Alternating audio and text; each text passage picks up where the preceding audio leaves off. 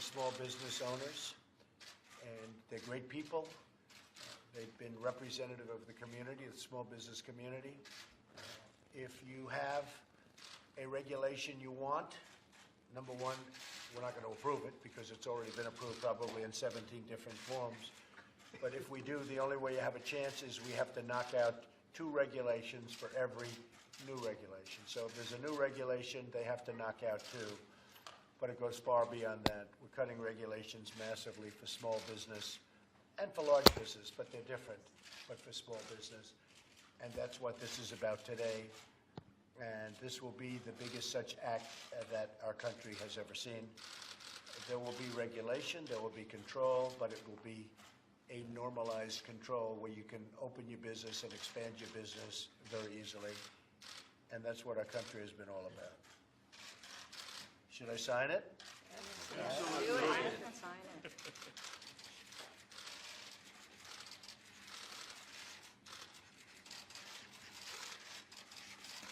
That's great. That's a big one. Do you have anything to say to the press, anybody? Would you like to say something to the press? Anybody?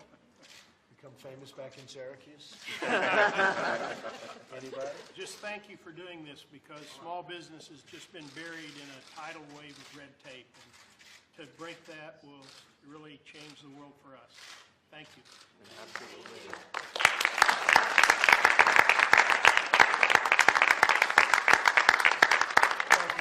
Mr. Vice President? The statement was written with the help of an individual who's both Jewish and the descendants of Holocaust survivors. To suggest that remembering the Holocaust and acknowledging all of the people, Jewish, gypsies, priests, disabled, gays, and lesbians, I mean, is frank. It is pathetic that people are picking on a statement.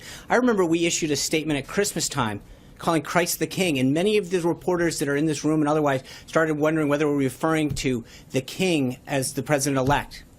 Do you know how offensive that was to Christians? I mean, the idea that you're nitpicking a statement that sought to remember this tragic event that occurred and the people who died in it is just ridiculous.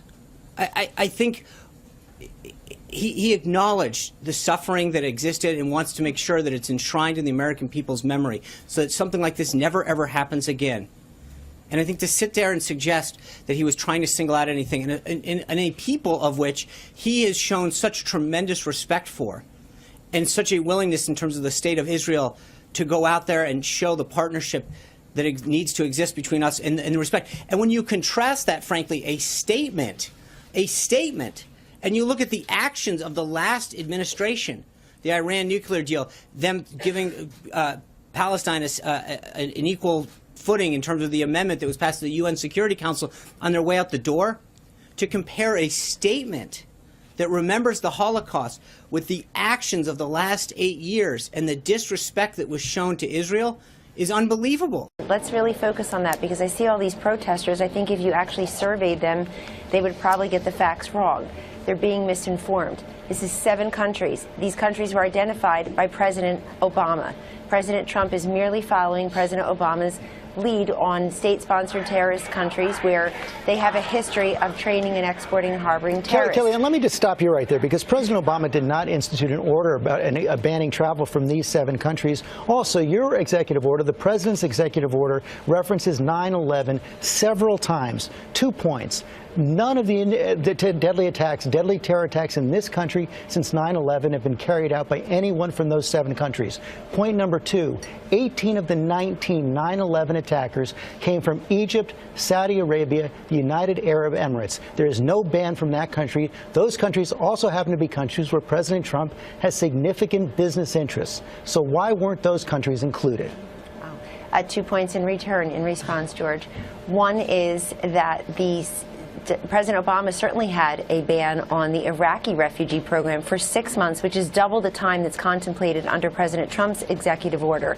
His is 90 days or 3 months. President Obama had it for 6 months, banning the Iraqi refugee program. Why did people not protest that? I have an idea, because it was never covered in the press. If you ask the people who are protesting outside these airports, what is different here from the Iraqi ban in 2011? put forth by their hero, President Obama, they wouldn't know what you were talking about because it was never covered, let alone protested. Well, Imagine, and to the second point, since you asked me 2 points, I'll answer it.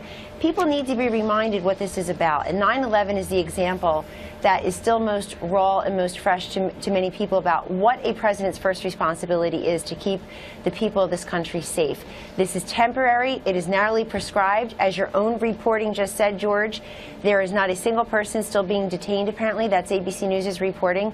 The 170 legal permanent residents who requested waivers yesterday got each of them. 170 requested, 170 granted.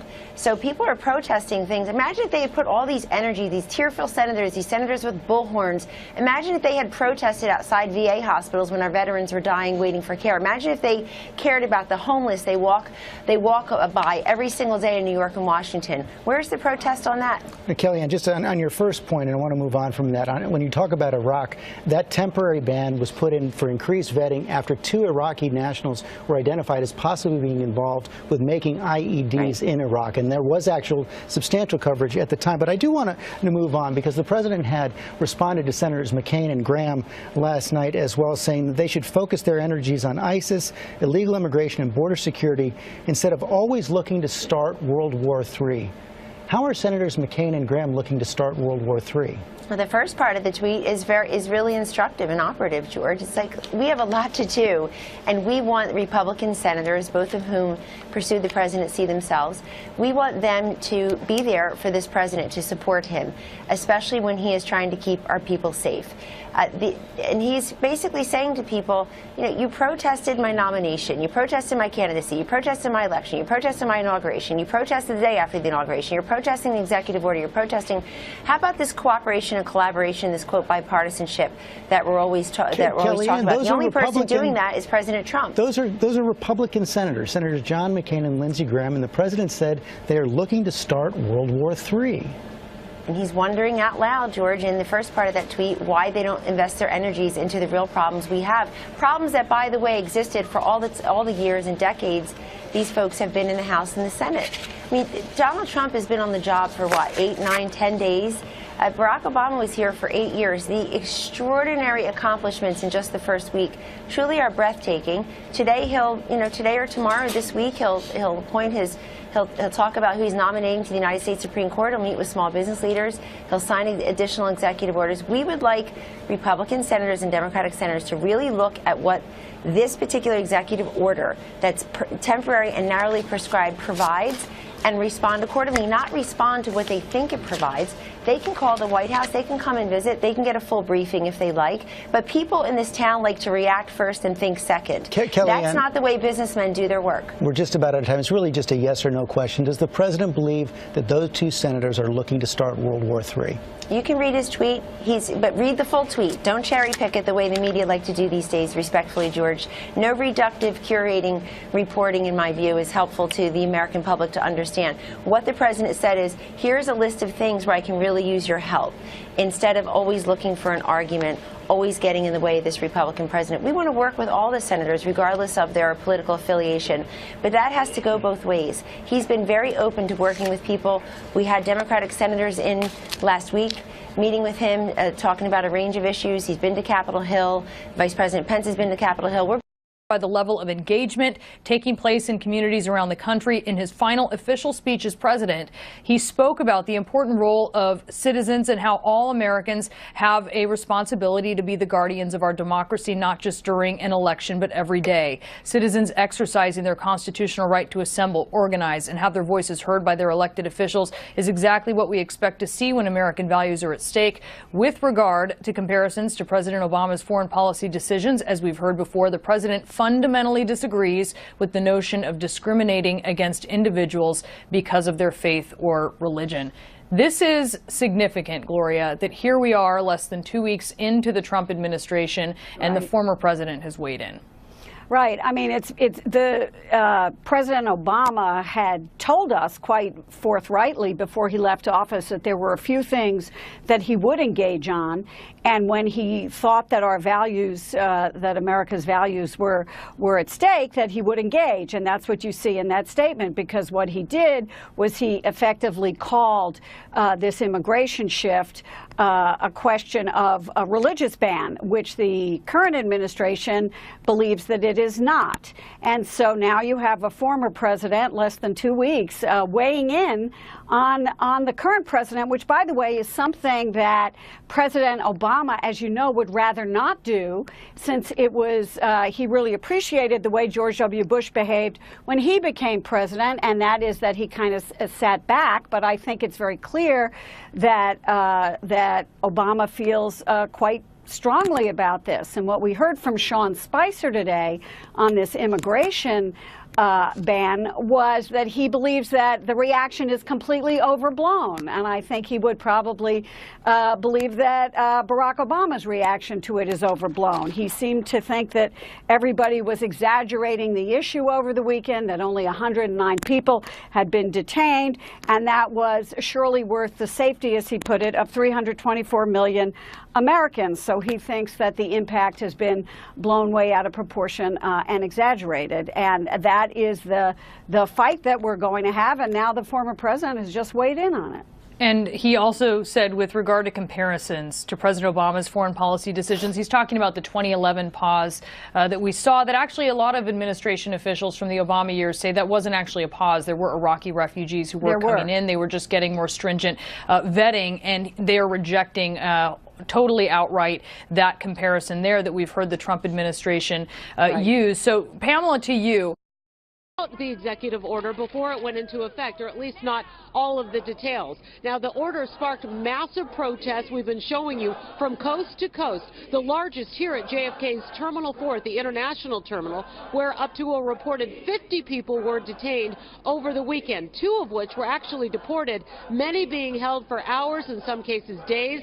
The response also triggered legal action to avoid the detention and deportation of some immigrant travelers, which landed in federal court on Saturday. That is what you've been hearing about, with the judge issuing a temporary stay, which allowed some travelers to be released. Here at JFK, we have seen several families reunited with their loved ones who had been frantically trying to make contact with them, which, of course, as I mentioned, was challenging because they didn't have their cell phones.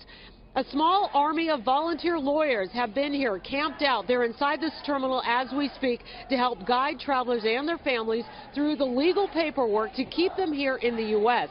New York Governor Andrew Cuomo saying his team also working to help people through this new set of circumstances. We have directed the Port Authority and my counsel's office to make sure that we are protecting the legal rights of the world. Him, a very emotional news conference. This executive order was mean-spirited and un-American. It was implemented in a way that created chaos and confusion across the country. President Trump, however, did not find the senator's emotions entirely convincing. Here's, in fact, what he had to say about Senator Schumer this morning. I noticed Chuck Schumer yesterday with fake tears. I'm going to ask him who is his acting coach, because I know him very well. I don't see him as a crier. If he is, he's a different man. There's about a 5% chance that it was real.